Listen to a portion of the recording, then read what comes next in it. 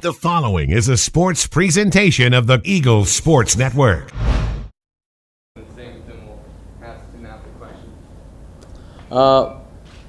We're so thankful. I mean, we're just very thankful to get in this situation and then to have the guys perform like they did today. Just speaks volumes of how far we've come this year. You get the Christmas break, we're sitting there at 4-7. Got a lot of doubters on our team, even I think, because we had so many new guys, so many old guys were in new roles.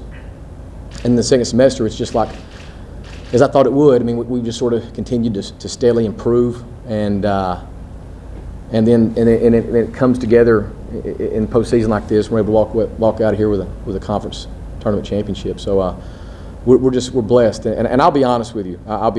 You know, there's no doubt. All coaches do the same thing.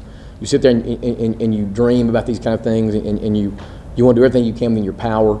But I'm telling you, I'm not so sure that this doesn't. I think this is higher even than what we were attempting to do, because I am quite certain this was a miraculous kind of thing. I think the Lord had a hand in this thing, no doubt in my mind, and so we're very thankful for that, for this gift.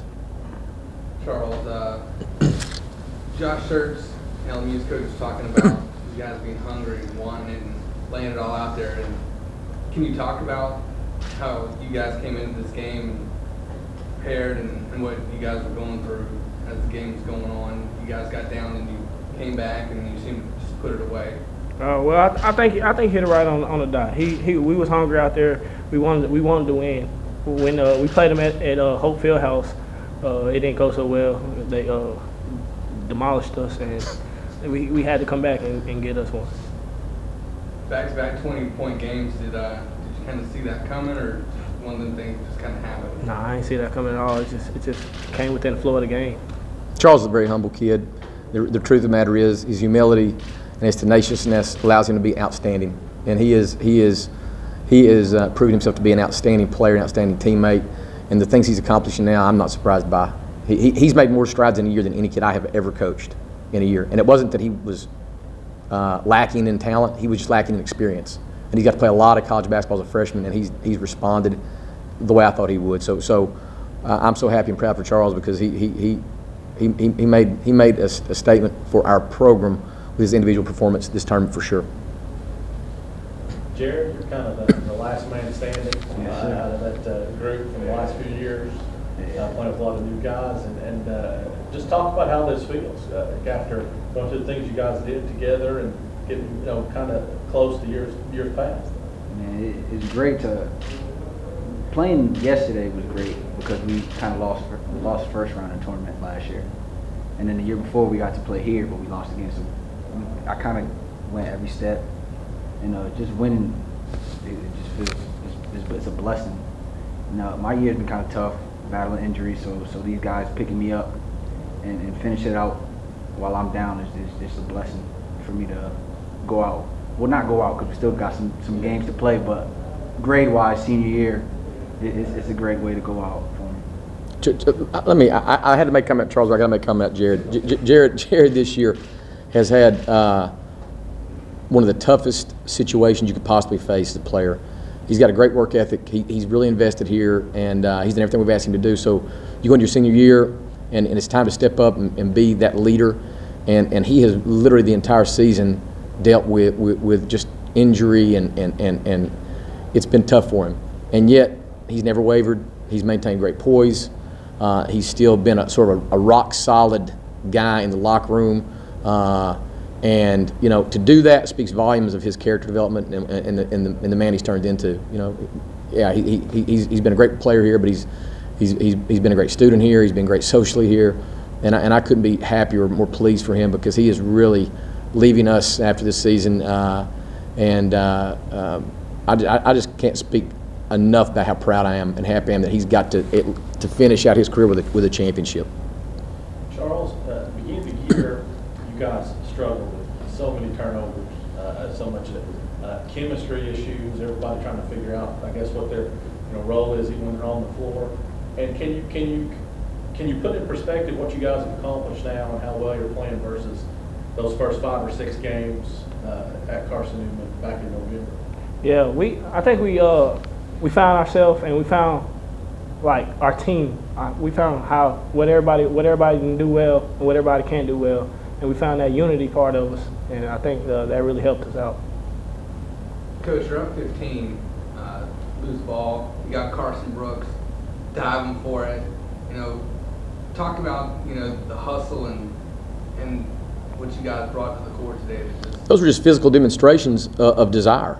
That was what that was. And we talked to these guys. These guys will tell you, we wear them out with information, with preparation, with game notes, with scattering report information. They're overwhelmed.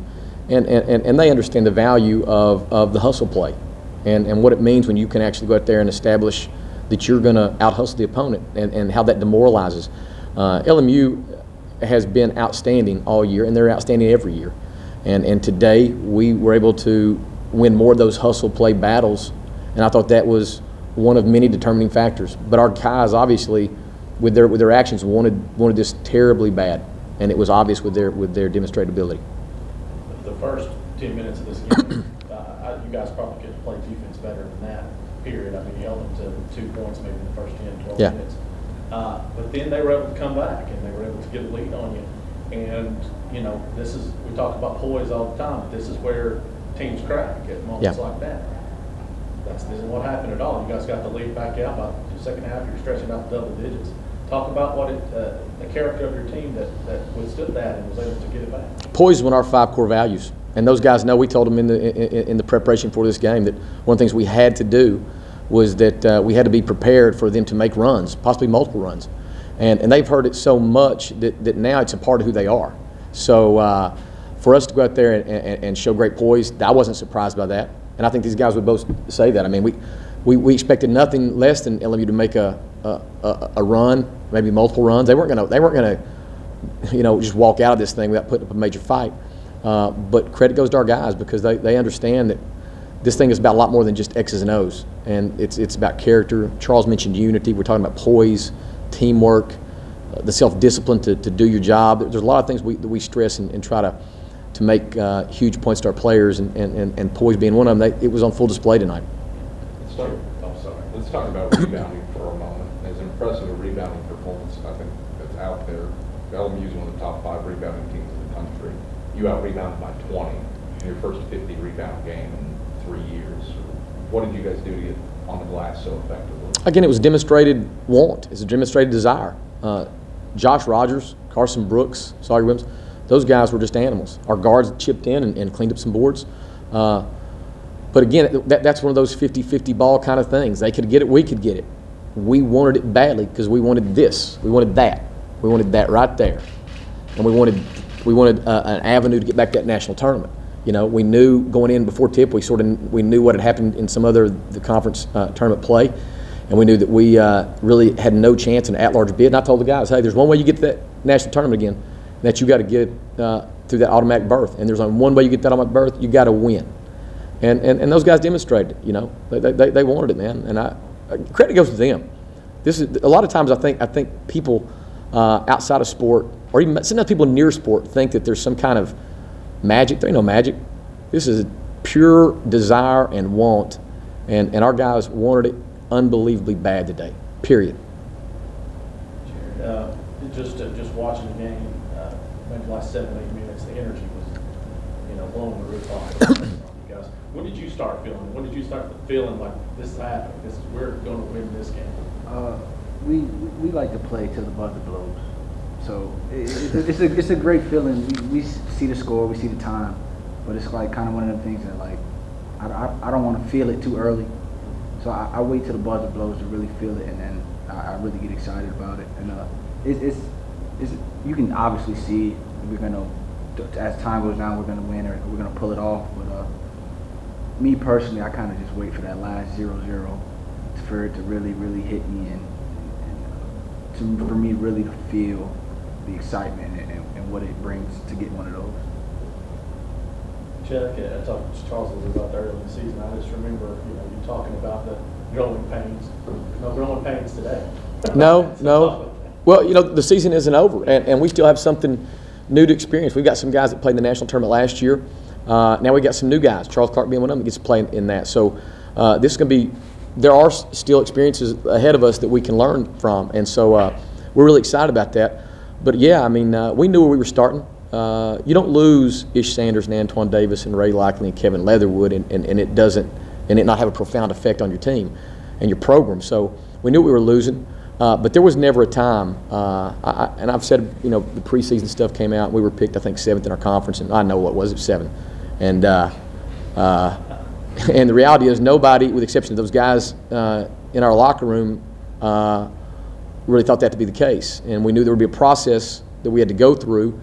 And that process for us is very demanding. I mean, we are not easy on these guys. This is not some kind of cakewalk, and it's not a lovey-dovey, sweet feeling kind of deal. We're pretty hard on them, but these guys have really dug in and followed the lead, and now get to reap the benefits. So was it rough going early on? Yeah, it was. You know, we were sitting there Christmas break, and it wasn't a fun time. But after we came back from that Christmas break, I thought guys really.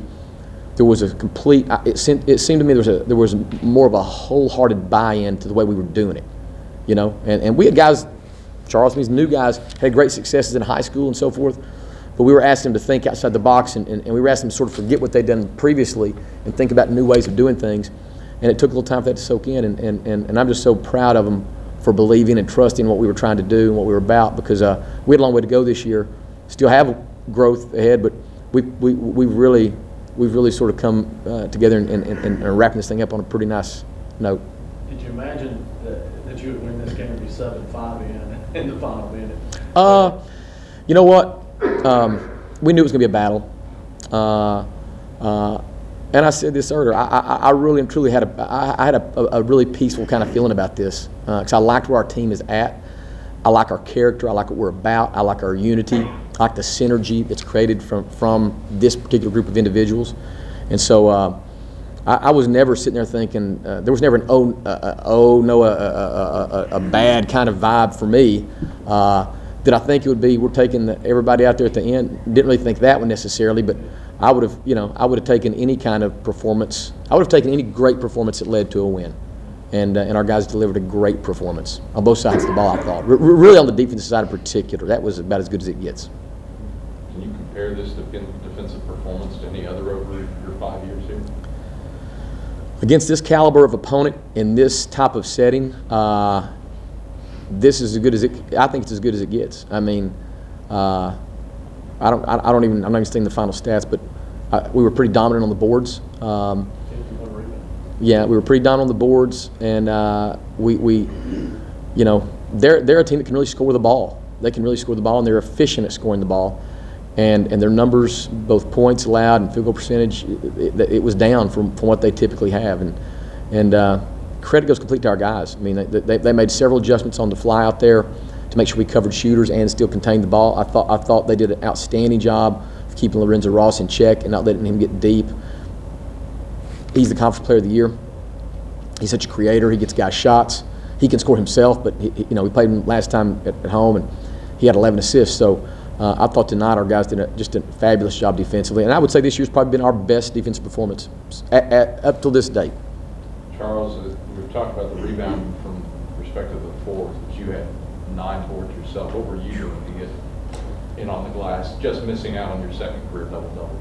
Oh, well. I ain't really try to when Carson get, I try to get like the scrap rebound. That's what I call it. And so I wasn't really getting the easy ones. I was getting the ones that come loose and stuff like that. You've had contact with Antoine Davis and Ish Sanders since you've been on campus. Played a lot of one-on-one. I've seen you in the gym on your own going against them. Did you ever dream after some of the beatings that they told me that they handed you, that you'd be sitting here at this podium with the SAC title and a tournament MVP in hand? Nah, it's a great feeling, and yeah, they beat me up. They beat me up a lot, but I think they also got me better. That's a great point. Charles is about getting better. Jared has proven he's about getting better, and we're going to keep it right there. Having guys that want to improve and grow in this program, and then hopefully we can stay consistent, being a team that's sort of in the conversation year in, year out.